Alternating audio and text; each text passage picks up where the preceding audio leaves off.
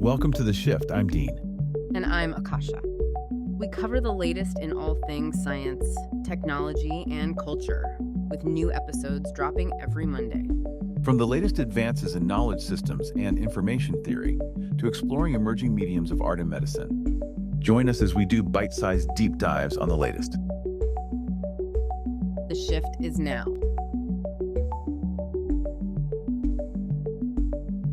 Hey everyone, welcome to a deep dive that might just change the way you think about health and healing. Oh, I like that. We're going to be exploring the fascinating world of Taoist meditation. Okay. And not just for inner peace, but for its potential to impact your physical and mental well-being. Right. And get this, it's backed by modern medical research. That's really interesting. We often think of ancient practices and modern science as separate. Yeah. But the research we're diving into today really, blurs those lines in a really exciting way. It really does. So at the heart of this deep dive is the work of Dr. Peter Hudobah and his colleagues. Mm-hmm. Now, Dr. Hudobah is a neurosurgeon. Okay, so we're talking about someone deeply rooted in Western medicine, right? Right. But here's the fascinating part. He's also deeply into integrative medicine, bridging the gap between those traditional approaches and more holistic practices. Exactly, and I think that's what makes his research so compelling. Yeah. He's been studying how specific Taoist meditation techniques impact various health conditions, and some of the findings, I have to say, are seriously impressive. Okay. We're talking potential benefits for cancer patients, people battling depression, and even improvements in overall well-being. Okay, so let's dive into those specifics. You mentioned Taoist techniques. Can you paint a picture for us? What do these practices actually look like? Yeah, so one practice that Dr. Hudobah's research focuses on is called Tao calligraphy tracing meditation. Okay. And the best way to think about this is you're tracing beautiful calligraphy with your fingers while chanting specific mantras. Okay, wait. So that sounds surprisingly doable, even for someone like me who can barely sign their name legibly. Absolutely. What is it like to actually do it? It's designed to be accessible. And that's, I think, where it gets really interesting. Okay. The physical act of tracing, the focus it requires, and the chanting all work together to create this heightened sense of awareness. So imagine a moving meditation that engages both your mind and body. I can see how that would be really powerful. You also mentioned mantra chanting. Break that down for us. What does it actually involve? So essentially, it's the repetition of specific sounds or words, and these mantras are believed to carry a certain vibrational energy. The act of chanting is thought to influence the body's energy systems.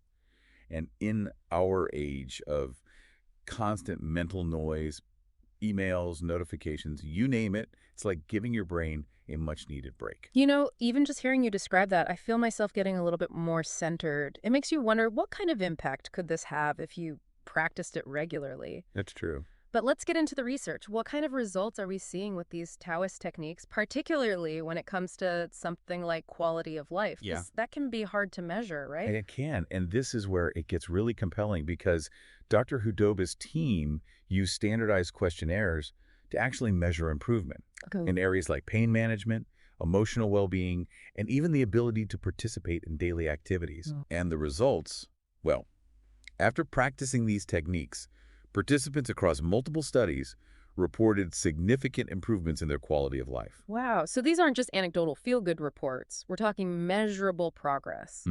Do any specific examples really drive that point home? Absolutely. One study that comes to mind focused on breast cancer patients. Okay. And the results were remarkable. This simple practice improved quality of life across the board for these patients, touching on everything from their physical comfort to their emotional well-being. That's incredibly powerful, and it really speaks to the potential of these practices, even in the face of serious illness. It's true. Now, we also wanted to delve into the research on depression. Yes. What did Dr. Hudobah's team find there? Yeah, so they conducted a study specifically on unipolar depression, and participants were asked to practice Tao calligraphy, tracing meditation, and mantra chanting. Okay. The results were, dare I say, impressive. Don't hold back. Give us the details. Okay. They observed a marked improvement in depression symptoms after practicing these techniques. What kind of improvements? What kind of improvements did they see, and how did they measure that? That's a great question. So they saw a decrease in the severity of their symptoms. Okay. And what's fascinating is that the study actually drew a direct link between the number of hours practiced and the level of improvement. Okay. More practice led to feeling better. Okay, now that's fascinating. It's one thing to say, yeah, people felt better, but to actually tie it to the amount of practice, that's huge. It is. If we connect this to the bigger picture, Yeah. what does this say about these ancient practices? Well, I think it highlights just how much potential these ancient practices hold. Yeah. We're constantly searching for effective treatments for depression, right? Right. And here we have these techniques that, at least according to these initial findings, seem to have a real positive impact. Of course, further research is needed, but it opens up a fascinating new avenue for exploration. Absolutely. Now, beyond quality of life and depression, were there any other noteworthy findings in Dr. Hudoba's research? There is one more I think you'll find interesting. Okay. One study examined the effects of Tao calligraphy and mantra chanting in a post-acute rehabilitation setting. Okay. And the results were surprising, to say the least. They found that patients who practiced these techniques seemed to recover faster Really? and were more likely to be discharged home rather than needing further care. Wait, really? That's incredible. How can a meditation practice have such a significant impact on recovery time and hospital stays? It is pretty amazing, right? It's a question that begs further exploration, which is exactly what we're going to do in part 2 of this deep dive. We'll unpack the potential mechanisms behind these findings, exploring how mindfulness, energy flow, and even concepts from traditional Chinese medicine might play a role. Okay, I've got to admit, my mind is a little blown right now. Really? We're talking about meditation, speeding up recovery time, and leading to shorter hospital stays. I need to hear more about how this is even possible. It is remarkable, isn't it? And that's where Dr. Hudoba's insights really shine. Okay. He points to a couple of key areas that might help explain these findings. Okay. We're talking about the power of mindfulness. And then there's this whole concept of energy flow, particularly as it's understood in traditional Chinese medicine. All right, let's break those down one by one. Mindfulness first, because it is a bit of a buzzword these days. Yeah. What does it actually mean in this context?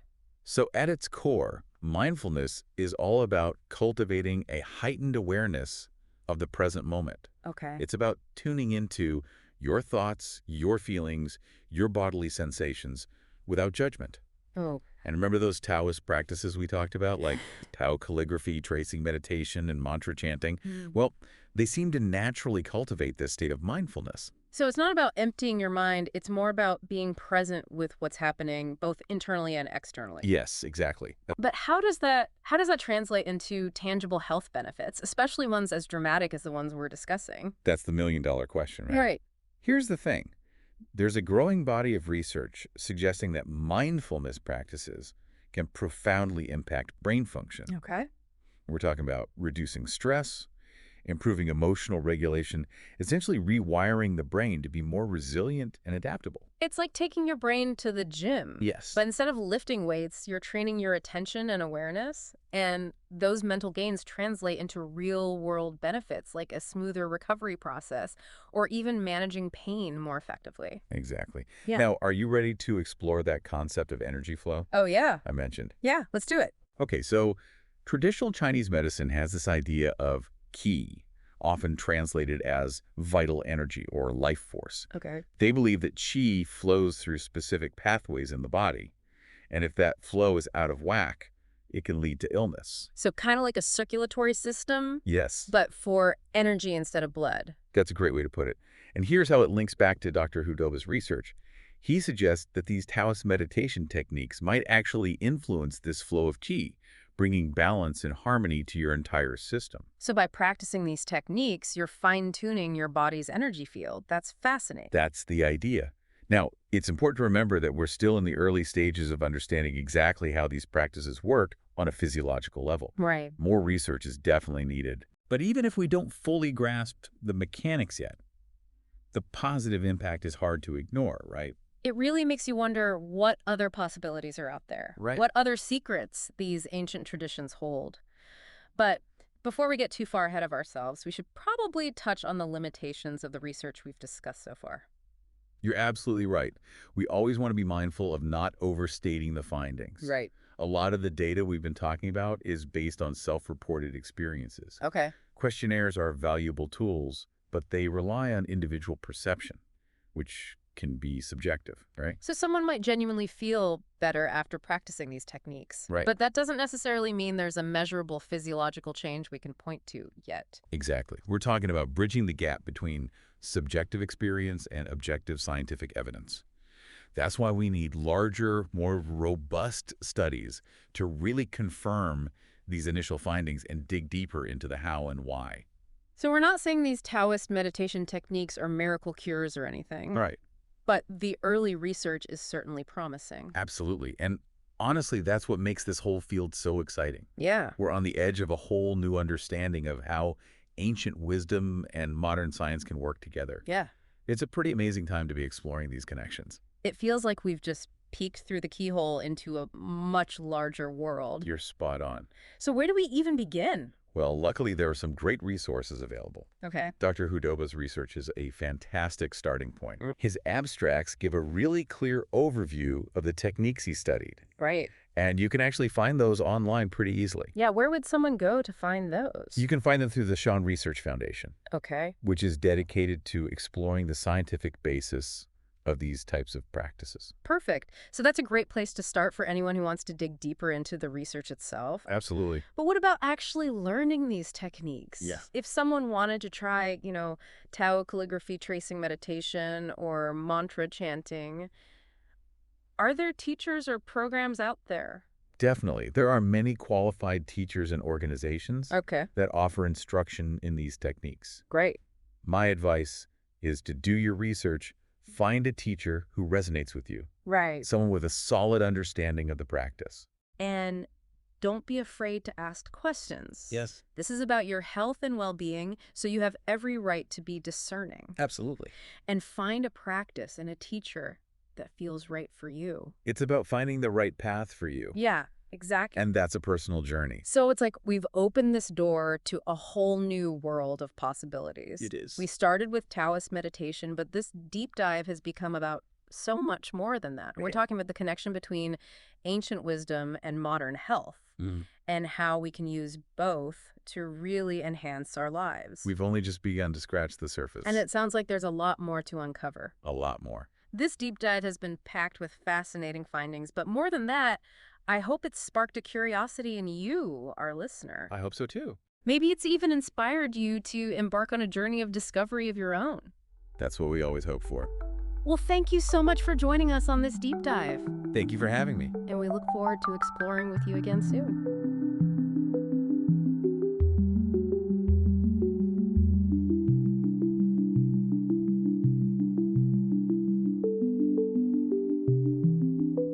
Don't forget to like and subscribe. Join us on October 10th for the Shift event hosted by SF Tech Week. If you like today's podcast, share your thoughts on X, Instagram, or Facebook. We'll be reposting our favorite comments. And that wraps up this episode. Thank you for tuning in. And remember, the shift is now.